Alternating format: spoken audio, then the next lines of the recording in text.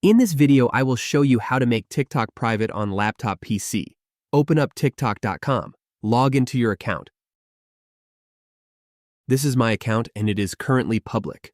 Press on this gear icon. Come down to Private Account. Press on this tab.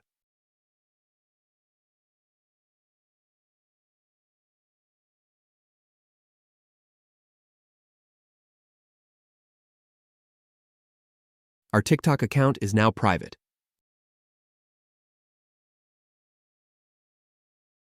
Let's do one check to see if our account is private. I will open up an incognito tab and open up my TikTok account.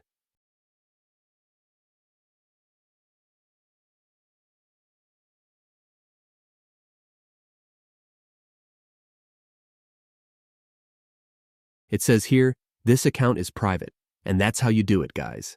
How to make TikTok private on laptop PC.